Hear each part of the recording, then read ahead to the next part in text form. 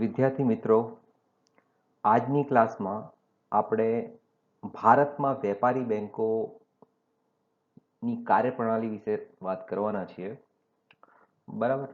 હવે ભારતમાં જે વ્યાપારી બેંકો છે એ કઈ રીતે કાર્ય કરે છે, એમાં મુખ્ય મુખ્ય જે મુદ્દાઓ છે, મુખ્ય મુખ્ય જે વિષયો છે અથવા ટોપિક છે એની આપણે વાત કરવાના છે. બરાબર.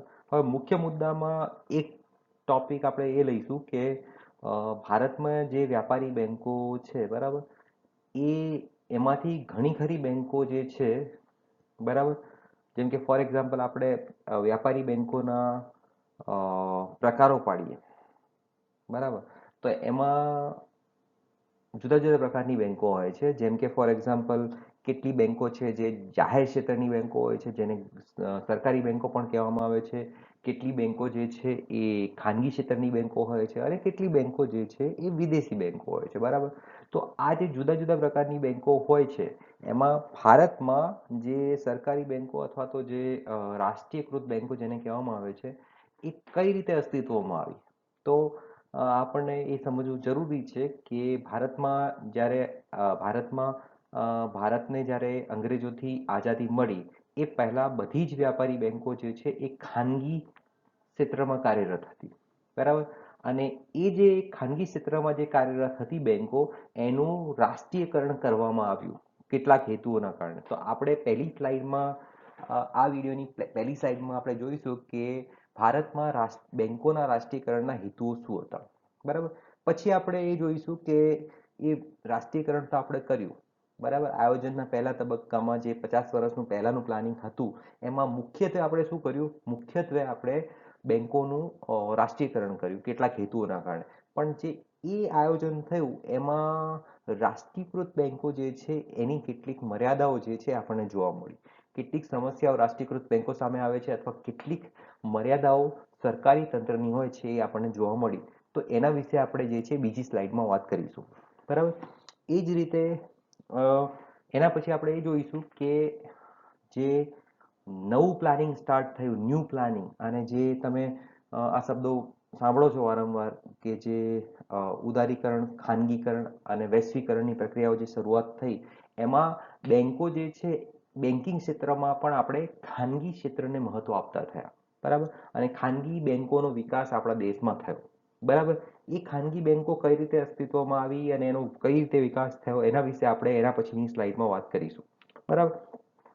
પછી જે આ ખાનગીકરણની પ્રક્રિયા છે, બરાબર, એ સમજવા માટે આપણે એક એનાલિટિકલ જે પેલું કહેવાય ને વિશ્લેષણ કરવા માટે આપણે ખાનગી બેંકો જે છે એના ફાયદા અને નુકસાનની પણ વાત કરીશું.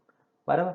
આ રીતે આપણે સમજીશું કે ભારતમાં વ્યાપારી બેંકો કયા કયા પ્રકારની છે, એની શું સમસ્યાઓ છે, શું હેતુઓ હતા રાષ્ટ્રીયકૃત બેંકોના, એની શું સમસ્યાઓ છે, પછી જે ખાનગી વ્યાપારી બેંકોનો વિકાસ જે છે એ કઈ રીતે થયો અને એના લાભ અને ગેરલાભ વિશે આપણે વાત કરીશું. આ રીતે આપણું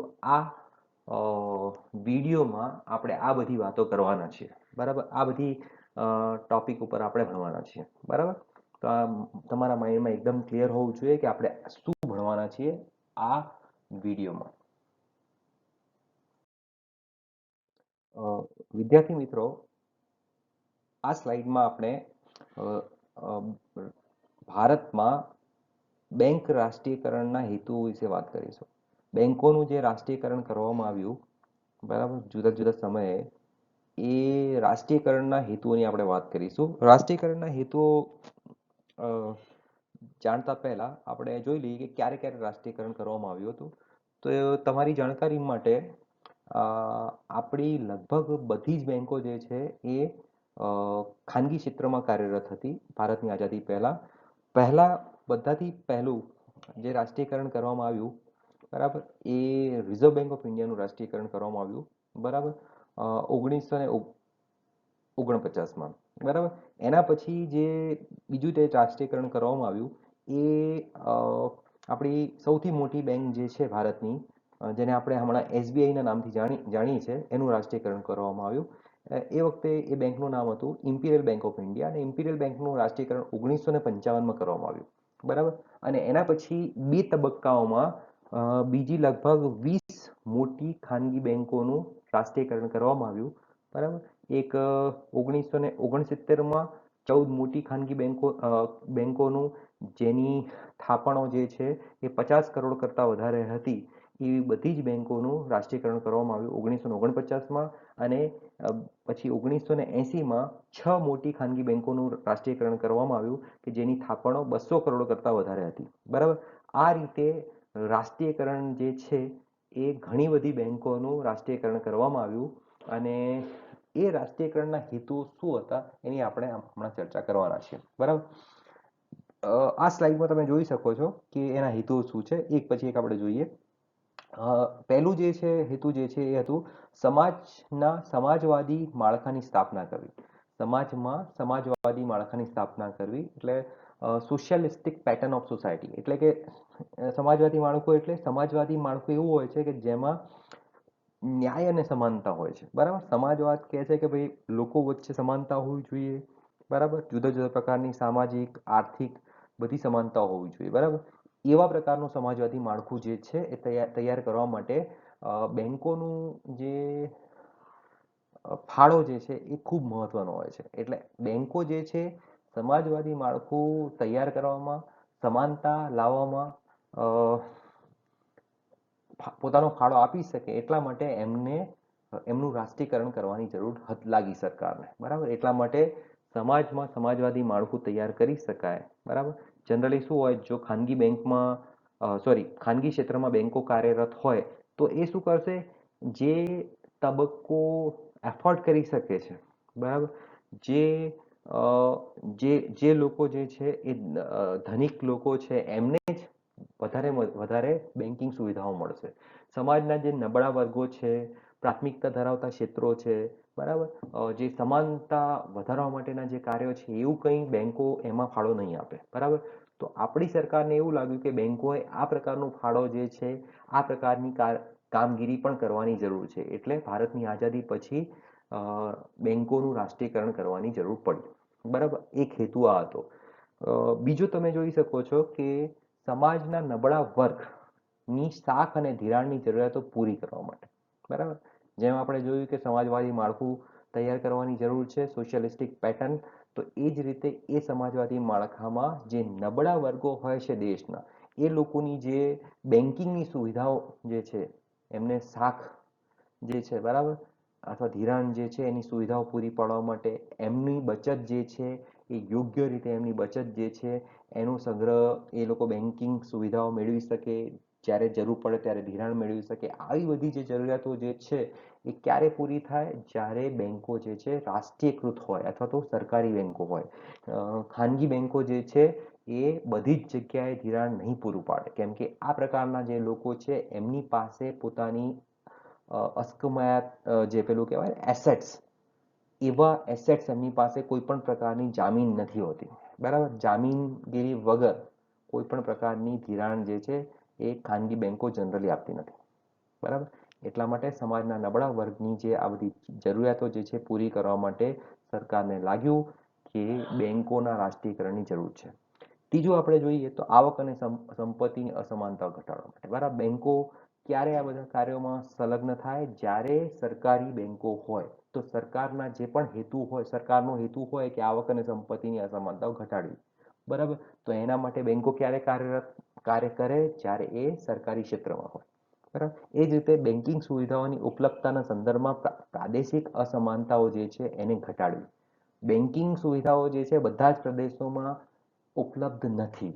પહેલા તમે જોઈ શકો જ્યારે ફક્ત ખાનગી ક્ષેત્રમાં હતી ત્યારે ફક્ત મોટા મોટા શહેરોમાં બેન્કિંગ સુવિધાઓ ઉપલબ્ધ હતી. તો જે નાના શહેરો છે, ગામડાઓ છે, એમાં આ બેન્કિંગ સુવિધાઓ પહોંચાડવી એ સરકારનો મુખ્ય હેતુ હતો. એટલા માટે આ રાષ્ટ્રીયકરણ જે છે એ કરવામાં આવ્યું. કેમ કે જેમ જ સરકારે પોતાના હસ્તકમાં બેન્કોને લીધી, એનું રાષ્ટ્રીયકરણ કર્યું, પછી ધીરે ધીરે કરીને જે ગ્રામ્ય વિસ્તારો જે છે, પછી જે અવિકસિત રાજ્યો છે એ બધામાં બેન્કિંગ સુવિધાઓ વધારવામાં આવે. બરાબર. તો આ હેતુના સાથે જે છે બેન્કોનું રાષ્ટ્રીયકરણ કરવામાં આવ્યું હતું. બરાબર. બહુ ઇમ્પોર્ટન્ટ, બધા જ બહુ મહત્વના હેતુઓ છે. પછી નાણાકીય સમાવેશને પ્રોત્સાહન આપવું. નાણાકીય સમાવેશ એટલે ફાઇનાન્શિયલ ઇન્ક્લુઝન. બરાબર. જે નાણાકીય સુવિધાઓ, બેન્કિંગ સુવિધાઓ છે, બધાને મળે, બરાબર, અને બધા જ લોકોને આનો લાભ મળે એટલા માટે રાષ્ટ્રીયકરણ કરવાની સરકારને જરૂર લાગી, બરાબર. પછી બહુ ઇમ્પોર્ટન્ટ એક બીજો મુદ્દો છે કે અગ્રતા ધરાવતા ક્ષેત્રોના વિકાસને પ્રોત્સાહન આપવું.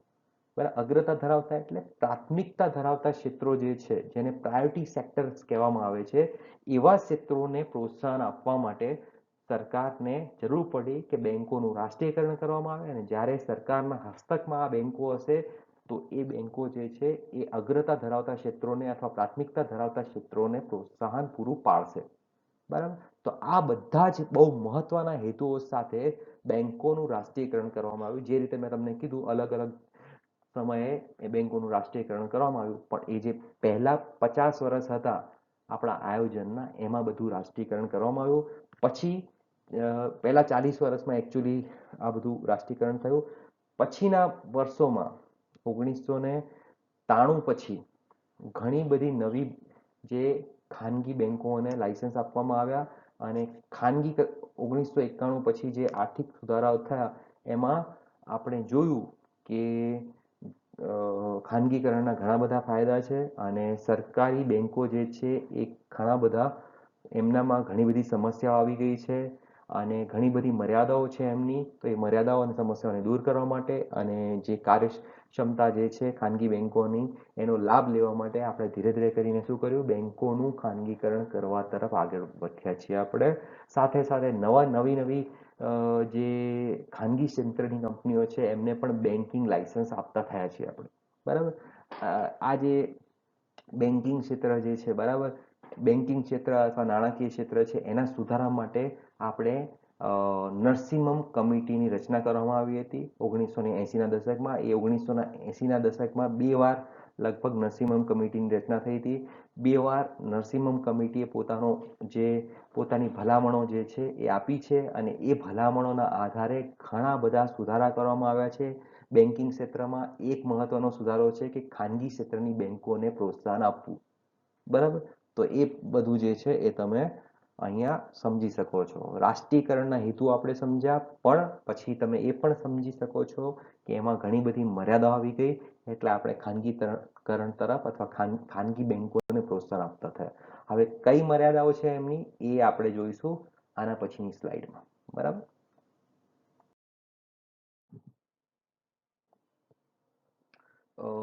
વિદ્યાર્થીઓ, આ સ્લાઇડમાં આપણે રાષ્ટ્રીયકૃત બેન્કોની મર્યાદાઓ અથવા જે સમસ્યાઓ એમની સાથે સંકળાયેલી છે એના વિશે વાત કરવાના છીએ. હવે એક પછી એક આપણે આ ટોપિકના પોઈન્ટ્સ, મુદ્દાઓ જોઈશું. પહેલો મુદ્દો છે ગ્રામીણ શાખાઓમાં નુકસાન. હવે યાદ રાખજો કે જે રાષ્ટ્રીયકૃત બેન્કો હતી એમાં એ રાષ્ટ્રીયકૃત બનવાની સાથે, સરકારી ક્ષેત્રમાં આવવાની સાથે, સરકારનું એક લક્ષ્ય હતું કે ગ્રામીણ વિસ્તારોમાં વધુને વધુ શાખાઓ જે છે એની સ્થાપના કરવી.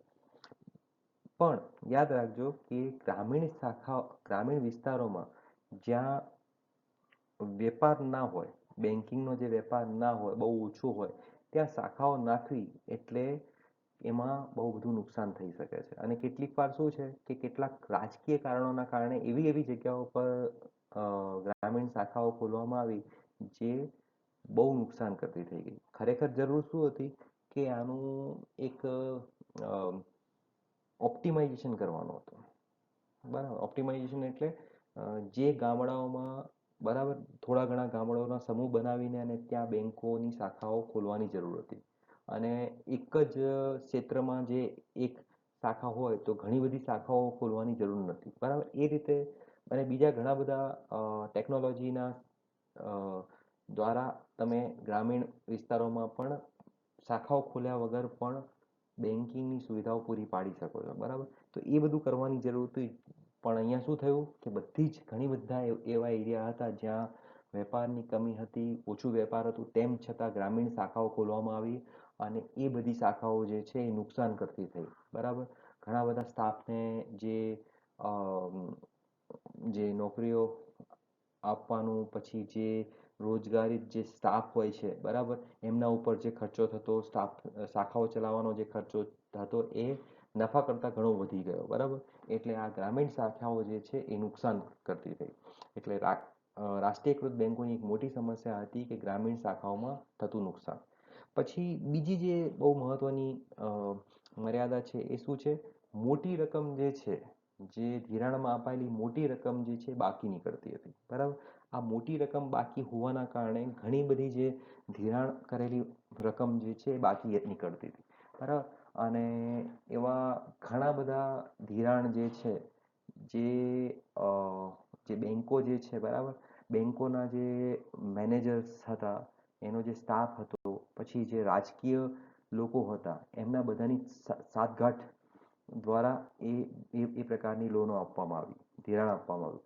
હવે આ જે ભ્રષ્ટાચારના કારણે જે ધિરાણ આપવામાં આવ્યું, જ્યાં જ્યારે ખરેખર ના આપવું જોઈએ એવી જગ્યાએ ધિરાણ આપવામાં આવ્યું, તો એના કારણે એ ધિરાણની રકમ જે છે એ પાછી નથી આવતી, બરાબર. અને જો પાછી ના આવે મોટા ભાગની રકમ, તો પછી બેંકો ચલાવવી જે છે એ બહુ મુશ્કેલ બની જાય. એટલે રાષ્ટ્રીયકૃત બેંકોની મોટી સમસ્યા છે કે મોટી રકમ જે છે બાકી નીકળે છે અને પાછી નથી આવતી.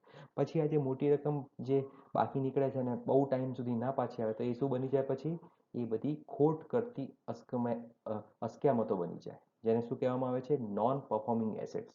તો આ જે નોન પરફોર્મિંગ એસેટ જે છે, ખોટ કરતી અસ્કયામતો, એ રાષ્ટ્રીયકૃત બેંકોની એક બહુ મોટી સમસ્યા છે, બરાબર. કોઈ પણ બેંક જે છે એમાં 1% કરતાં, કેટલાક નક્કી કરેલા પર્સન્ટેજ કરતાં વધારે આ પ્રકારના નોન પરફોર્મિંગ એસેટ્સ હોય તો બેંક ચાલી ના શકે, બરાબર. કેટલાક બેઝલ નોર્મ્સ છે, બરાબર. એક ઇન્ટરનેશનલ આંતરરાષ્ટ્રીય કેટલાક કાયદાઓ છે, બેઝલ નોર્મ્સ જેને કહેવામાં આવે છે, એ પ્રમાણે બેંકોનું જે નોન પરફોર્મિંગ એસેટ્સ જે છે એ કેટલાક ટકા કરતાં વધારે ના હોવું જોઈએ. તો બરાબર, આપણા ઘણી બધી એવી બેંકો જે છે એ કેમાં આવે છે? એમાં એનું જે નોન પરફોર્મિંગ એસેટ જે છે એ ખરેખર વધારે છે, બરાબર, યાદ રાખજો. તો એ બધું જે છે એ પણ તમે જોઈ શકો છો કે રાષ્ટ્રીયકૃત બેંકોની મર્યાદામાં છે. પછી અગ્રતા ધરાવતા ક્ષેત્રો જે છે એને કરવામાં આવતું જે ધિરાણ છે, બરાબર, અગ્રતા ધરાવતા ક્ષેત્રોને જે કરવામાં આવતું ધિરાણ જે છે એ પણ રાષ્ટ્રીયકૃત બેંકોની એક મર્યાદા બની જાય છે. કેમ મર્યાદા બની જાય છે? તો તમે વિચારી શકો છો કે જે આ અગ્રતા ધરાવતા ક્ષેત્રો કયા કયા છે? ખેતી ક્ષેત્ર છે, અથવા નબળા વર્ગો છે, અથવા તો નાના ઉદ્યોગો છે. હવે આ બધા પ્રકારના જે ક્ષેત્રો છે એમાં ધિરાણ કરવામાં આવે તો એમાં એક તો નફો ઓછો હોય, ઓછા દરે ધિરાણ કરવામાં આવે. બીજું જે છે, ઘણી બધી વાર આ બધી જે છે એ મોટા ભાગની રકમ પાછી નથી આવતી અને પછી જે ખોટમાં રૂપાંતરિત થાય છે. તો એટલા માટે અગ્રતા ધરાવતા ક્ષેત્રોમાં કરવામાં આવતું ધિરાણ જે છે એ ના કારણે રાષ્ટ્રીયકૃત બેંકો માટે એ મર્યાદા બની રહે છે, એની એક સમસ્યા બની જાય છે, યાદ રાખજો, બરાબર. પછી બિન બેન્કિંગ નાણાકીય સંસ્થાઓ જે છે એના તરફથી સ્પર્ધા હોય છે. વિદેશી બેંકો જે છે એના તરફથી સ્પર્ધા હોય છે, બરાબર. આ જે સ્પર્ધા હોય છે, પ્રતિસ્પર્ધા હોય છે, એ પ્રતિસ્પર્ધાના કારણે જે છે એ રાષ્ટ્રીયકૃત બેંકો જે છે એ ટકી નથી શકતી, કેમ કે ઘણી બધી બિન બેન્કિંગ નાણાકીય સંસ્થાઓ જે છે એ પ્રતિસ્પર્ધા ઊભી કરે છે. પછી દેશના અંદરની ખાનગી અને વિદેશી બેંકો જે છે એ પણ બહુ મોટા પ્રમાણમાં પ્રતિસ્પર્ધાનું સર્જન કરે છે. આ પ્રતિસ્પર્ધા સામે ટકવું એ રાષ્ટ્રીયકૃત બેંકો જે છે, જે ઓછું નફો કરતી હોય અથવા તો ખોટમાં રહેતી હોય કાયમ, એવી બેંકોએ ટકવું એ ખૂબ મુશ્કેલ હોય છે, બરાબર. એટલે આ પણ એની મર્યાદાઓ બની ગઈ છે રાષ્ટ્રીયકૃત બેંકોની. પછી લક્ષ્ય અને પ્રદર્શન વચ્ચે જે તફાવત બહુ મોટો હોય છે. આપણે એમના માટે લક્ષ્ય કેવું રાખીએ છીએ? સરકાર હંમેશા મોટું લક્ષ્ય રાખે છે, પણ એમનું જે પ્રદર્શન હોય છે એ ખૂબ ખરાબ હોય છે. તો આ બંને વચ્ચે બહુ તફાવત હોય છે. તો એ રાષ્ટ્રીયકૃત બેંકોની એક મોટી સમસ્યા છે. પછી તમે જોઈ શકો છો કે અમલદારશાહી એટલે બ્યુરોક્રસી એટલે બરાબર. એટલે જે બ્યુરોક્રસી છે, અમલદારશાહી જે છે, એનો પણ બહુ બધું હસ્તક્ષેપ હોય છે આ પ્રકારની બેંકોમાં, બરાબર. જે આપણું ભારતની જે અમલદારશાહી છે, બરાબર, એમનું ખૂબ આમાં ઇન્ટરફેરન્સ હોય છે. આ પ્રકારની બેંકો જે છે ફાઇનાન્શિયલ નોર્મ્સ પ્રમાણે નથી ચાલતી. જે ખરેખર કોમર્શિયલ નોર્મ્સ હોય છે, કોમર્શિયલ બેંકોએ કઈ રીતે ચાલવું જોઈએ? ધંધાદારી રીતે ચાલવું જોઈએ. અને એણે જે ધંધાના જે સિદ્ધાંતો છે એનો એના પ્રમાણે જ પોતાનું કામગીરી રાખવી જોઈએ, પણ એવું નથી થતું. અહીંયા શું થાય છે, ભારતમાં જે અમલદારશાહી છે, અમલદારો છે, અમલદારશાહી જે છે, બ્યુરોક્રેટ્સ, એ ખૂબ આમાં ઇન્ટરફેરન્સ કરતા હોય છે. કેમ કે આ સરકારી બેંક છે એટલા માટે. તો એ જે અમલદારશાહી અથવા તો જે પોલિટિકલ ઇન્ટરફેરન્સ હોય છે, જેમ કે આના પછીના મુદ્દામાં આપણે લખ્યું કે રાજકીય દબાણો, એટલે તમે જોઈ શકો છો કે જે બેંકના મેનેજરો, અમલદારો, બ્યુરોક્રેટ્સ અને પોલિટિકલ જે લીડર્સ છે, બરાબર, નેતાઓ, આ બધા મળીને ઘણું બધું આમાં અ, ખોટી ખોટી રીતે ઘણું બધું ભ્રષ્ટાચાર કરે છે, બરાબર. હવે આ જે ભ્રષ્ટાચાર થાય છે અને એના કારણે જે બેંકોને નુકસાન થાય છે, ઘણી બધી બેંકોની જે લોનો જે છે, આવા બધા નેક્સસના કારણે, આને શું કહેવામાં આવે છે, મેનેજર, બ્યુરોક્રેટ્સ અને પોલિટિકલ લીડર્સ, આ ત્રણ વચ્ચેનું એક નેક્સસ હોય છે, અને આ નેક્સસના કારણે એને કરપ્શન નેક્સસ કહેવામાં આવે છે. એના કારણે બેંકો એવા બધા નિર્ણયો લે છે જે ખરેખર શું હોય છે, એ બેંકો માટે ખોટા હોય છે, અને રાષ્ટ્રીયકૃત બેંકો જે છે એના માટે ખૂબ ખોટું, રાષ્ટ્રીયકૃત બેંકો માટે બહુ મોટી મર્યાદા બની જાય છે. એટલે જે સરકારનું, અમલદારોનું જે હસ્તક્ષેપ જે છે એ ઘટાડવું ખૂબ જરૂરી છે રાષ્ટ્રીયકૃત બેંકોની કામગીરી સુધારવા માટે. આ જેટલું પણ છે તમે જોઈ શકો છો કે આ બધી જ સમસ્યાઓ જે છે એને સુધારવાની જરૂર છે. આ બધી જ સમસ્યાઓમાંથી બહાર નીકળવું જોઈએ. રાષ્ટ્રીયકૃત બેંકોને, જો રાષ્ટ્રીયકૃત બેંકો જે છે ચાલુ રાખવી હોય અને ખાનગીકરણ તરફ જતા રોકવું હોય, તો રાષ્ટ્રીયકૃત બેંકોએ આ બધી સમસ્યાઓનું સમાધાન કરવું પડશે. આ બધી સમસ્યાઓમાંથી બહાર આવવું પડશે, આ મર્યાદાઓમાંથી બહાર આવવું પડશે, બરાબર.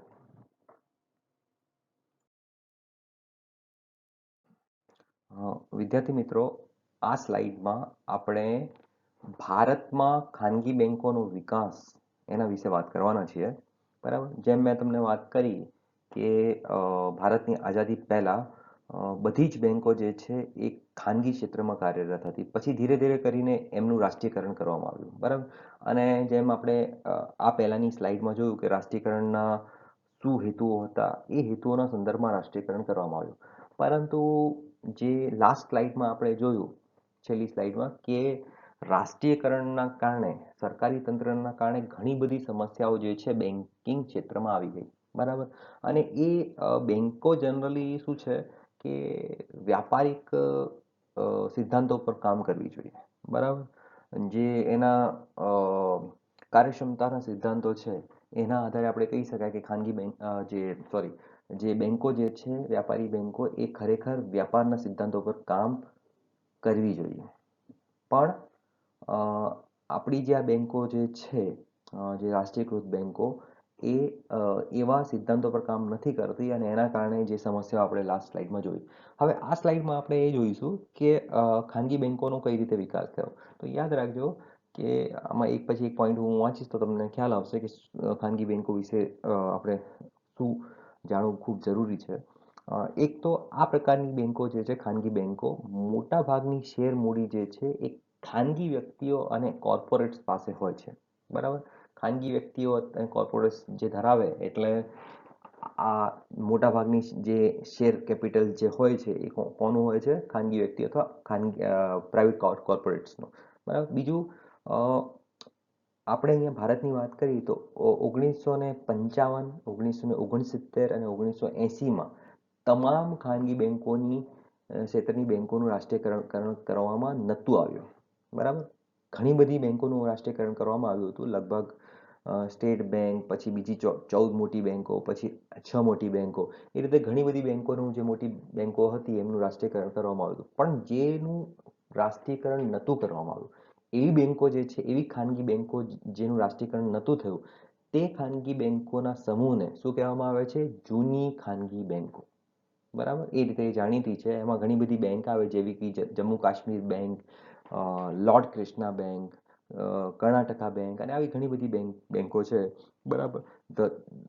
મીન્સ તમિલનાડ મર્કેન્ટાઇલ બેંક, આવી ઘણી બધી બેંકો છે, જે બેંકો જે છે એ જૂની ખાનગી બેંકો તરીકે કાર્યરત છે ભારતમાં, બરાબર. અને રાષ્ટ્રીયકરણ જે થયું, બરાબર, એ પછીના સમયગાળામાં ખાનગી ક્ષેત્રનું બેંકોમાં પ્રવેશ જે છે એ પ્રતિબંધિત હતો, બરાબર.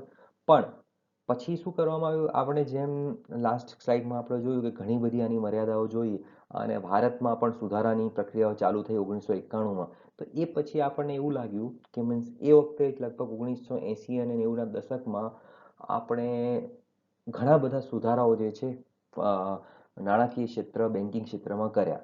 એ સુધારાઓનું જે આધાર છે એ શું છે, નરસિમ્હન કમિટી રિપોર્ટ. બરાબર, એક નરસિમ્હન કમિટી સ્થાપવામાં આવી જેણે પોતાની ભલામણોમાં ઘણી બધી જે સુધારાઓ જે છે એ સૂચવ્યા. અને એ નરસિમ્હમ કમિટીના જે ભલામણો છે એ જે છે એ ભારતમાં બેન્કિંગ અને ફાઇનાન્શિયલ સેક્ટરના સુધારાઓનો પાયો બન્યો, યાદ રાખજો. અને એના ભાગરૂપે સુધારાઓના ભાગરૂપે જુલાઈ 1993માં બેન્કિંગ સુધારા પ્રક્રિયાના ભાગરૂપે અને બેન્કિંગ ક્ષેત્રે પ્રતિસ્પર્ધા પ્રેરિત કરવાના પગલા તરીકે આરબીઆઈએ ખાનગી ક્ષેત્રને બેન્કિંગ સિસ્ટમમાં પ્રવેશવાની મંજૂરી આપી. આના પરિણામે ખાનગી ક્ષેત્રની બેન્કો, જે સામૂહિક રૂપે નવી ખાનગી ક્ષેત્રની બેન્કો તરીકે ઓળખાય છે, બરાબર, એવી અસ્તિત્વમાં આવી. કઈ કઈ બેન્કો હતી મુખ્યત્વે એ વખતે જે અમલમાં આવી? HDFC bank, ICICI bank, IndusInd bank. બરાબર, હમણાં રિસન્ટલી ઘણી બધી બેન્કોને લાયસન્સ આપવામાં આવ્યા છે. કોટક મહિન્દ્રા બેંક. બરાબર, એ ઘણી બધી બેન્કો જે છે એ અસ્તિત્વમાં આવી, જેને શું કહેવામાં આવે છે? નવી ખાનગી બેન્કો. બરાબર, હવે આ બધું જોતા તમને ધ્યાન આવશે કે ખાનગી બેન્કોમાં કેટલીક જૂની ખાનગી બેન્કો છે અને કેટલીક નવી ખાનગી બેન્કો છે. અને ખાનગી બેન્કો ખરેખર ઘણું બધું કાર્યક્ષમતાની દ્રષ્ટિએ ઘણું સારું કાર્ય કરી રહી છે. બરાબર, પણ એમાં પણ કેટલી સમસ્યાઓ છે તેની પણ આપણે નેક્સ્ટ સ્લાઇડમાં વાત કરવાના છીએ. કયા કયા એના મુખ્ય ફાયદાઓ છે અને કયા કયા મુખ્ય એની મર્યાદાઓ છે એની આપણે વાત કરવાના છીએ. આજની તારીખમાં આપણે વાત કરીએ તો જે પ્રકારના જે મર્જર અને સંપાદન પછી હાલમાં ભારતમાં લગભગ 12 જાહેર ક્ષેત્રની બેન્કો, 22 ભારતીય ખાનગી ક્ષેત્રની બેન્કો અને 44 વિદેશી બેન્કો કાર્યરત છે. બરાબર, ઇક્વિઝિશન અને મર્જર. બરાબર, એક્વિઝિશન અને મર્જર પછી આજની તારીખમાં, કેમ કે તમને ખબર જ છે ઘણી બધી બેન્કોનું મર્જર થઈ રહ્યું છે. તમે જોયું જ કે ભારતની જે બેંક ઓફ બરોડા છે, બરાબર, એમાં વિજયા બેંક નું મર્જર થઈ ગયું, દેના બેંક અને વિજયા બેંકનું મર્જર થયું છે. એવા મર્જર જે છે એવા મર્જર થઈને અને આજની તારીખમાં 12 જાહેર ક્ષેત્રની બેન્કો જે છે એ કાર્યરત છે. ઘણી બધી ખાનગી ક્ષેત્રની બેન્કો હતી એનું પણ એક્વિઝિશન એટલે કોઈ મોટી બેંક છે નાની બેંકને ખરીદી લે તો એને એક્વિઝિશન કહેવાય. તો અને 2-3 બેંકોને મર્જ કરી દેવામાં આવે, બરાબર, તો એને મર્જર કહેવાય. બરાબર, તો આ પ્રકારના એક્વિઝિશન અને મર્જર પછી આજની તારીખમાં આટલી બેન્કો કાર્યરત છે. તો આમ તમે જોઈ શકો છો કે ભારતમાં ખાનગી બેન્કોનો જે વિકાસ જે છે એ ખૂબ સારી રીતે ચાલી રહ્યું છે. અને એના ફાયદા અને નુકસાન આપણે નેક્સ્ટ સ્લાઇડમાં જોઈશું. હવે વિદ્યાર્થી મિત્રો, આ સ્લાઇડમાં આપણે ખાનગી ક્ષેત્રની જે બેંક જે છે એના ફાયદા અને નુકસાન અથવા એના ગેરફાયદા અથવા એની મર્યાદાઓ વિશે વાત કરવાના છીએ. બરાબર, બહુ સિમ્પલ રીતે તમે સમજી શકો છો. આ બધી વસ્તુઓ તમે પણ ઘણી જગ્યાએ તમે પણ ફેસ કરી હશે. તમે જ્યારે ખાનગી બેંકમાં જાઓ છો અને સરકારી બેંકમાં જાઓ છો, શું એમાં તફાવત છે તમને પોતાને પણ મહેસૂસ થાય છે. તમે એ પણ તમે એને ફીલ કરી શકો છો. બરાબર, તો કયા કયા ફાયદા છે? તો જોઈ શકાય ખાનગી ક્ષેત્રની બેન્કો ગ્રાહકોને ઝડપી સેવા આપે છે અને ગ્રાહકોને વધુ સુવિધાઓ, સારી સુવિધાઓ પૂરી પાડવા માટે ખાનગી ક્ષેત્રની બેન્કો જાણીતી છે. પછી આ બેન્કો ગ્રાહકની આર્થિક જરૂરિયાતો અનુસાર કસ્ટમાઇઝ સેવાઓ પણ પ્રદાન કરે છે. એટલે ગ્રાહકોને કેટલીક જરૂરિયાત વાળી જે સર્વિસ હોય છે, કેટલીક ફાઇનાન્શિયલ કસ્ટમાઇઝ સર્વિસ હોય છે જે ગ્રાહકોની ડિમાન્ડ પ્રમાણે ઊભી થાય છે, એવી સર્વિસીસ ખાનગી બેન્કો આપે છે. બરાબર, સરકારી બેન્કોને કોઈ પડી નથી બિઝનેસ વધારવાની, એવું ફીલ થાય છે ક્યારે ક્યારે આપણને, જ્યારે જ્યાં આપણે ત્યાં જઈએ છીએ સરકારી બેન્કોમાં અને જે પ્રકારનું વાતાવરણ હોય છે, જે પ્રકારની સર્વિસીસ હોય છે, એ બધું જોઈને એવું કહી શકાય. પછી ખાનગી ક્ષેત્રની બેન્કોમાં સુવ્યવસ્થિત મેનેજમેન્ટ સિસ્ટમ છે. બરાબર, એમનું જે મેનેજમેન્ટ સિસ્ટમ છે એ સુવ્યવસ્થિત રીતે કામ કરે છે, નફાના સિદ્ધાંતો પર કામ કરે છે. તો મેનેજમેન્ટ સિસ્ટમ બહુ સુનિયોજિત રાખવું પડે છે અને બહુ બેટર તરીકે કામ કરે છે કમ્પેર ટુ સરકારી બેંક અથવા તો જાહેર ક્ષેત્રની બેંકોથી. બરાબર. પછી ખાનગી ક્ષેત્રની બેંકોમાં ઝડપી નાણાકીય નિર્ણય લેવાનું શક્ય છે. બરાબર. જે ઝડપી નાણાકીય નિર્ણય લેવાનું શક્ય જે છે એ જાહેર ક્ષેત્રની બેંકોમાં નથી. તો આ બધા જે છે એ ખાનગી ક્ષેત્ર માં હોવાના કારણે આ વ્યાપારી બેંકોને આ બધા ફાયદા હોય છે અને એના કારણે ગ્રાહકોને પણ ઘણા બધા ફાયદા મળતા હોય છે. બરાબર. આ પ્રકારના પણ જરૂર જ્યાં ફાયદાઓ હોય ત્યાં ગેરફાયદા પણ હોય. તો આપણે જો ગેરફાયદાની વાત કરીએ તો તમે સમજી શકો છો કે પહેલો ગેરફાયદો જે છે એ શું છે? ખાનગી ક્ષેત્રની બેંકો દરેક નાણાકીય સેવા પર વધારાની ચાર્જ લે છે. એટલે એના જે ચાર્જીસ જે છે એના જે ગ્રાહકો પાસે ગ્રાહકોને બહુ સારી સેવા આપે છે પણ એના ચાર્જીસ જે છે એ પણ વધારાના લે છે. એ એક બહુ મોટી સમસ્યા છે. એના ઉપર ખાનગી બેંકોએ ખરેખર કાર્ય કરવું જોઈએ. પછી આ બેંકો ફક્ત શહેરોમાં જ કાર્યરત છે અને ગ્રામીણ વસ્તી માટે પહોંચની બહાર છે. આ પણ એક બહુ મહત્વની સમસ્યા છે. જો બધું આપણે ખાનગીકરણ તરફ લઈ જઈએ તો ફક્ત શહેરોને જ સુવિધાઓ મળશે, શું ગામડાઓને સુવિધાઓ નહીં મળે? ગામડાઓ નાણાકીય જે બેન્કિંગ સુવિધાઓથી વંચિત રહેશે? એ બધા ઘણા બધા પ્રશ્નો છે. તો આ બધી એની મર્યાદાઓ છે.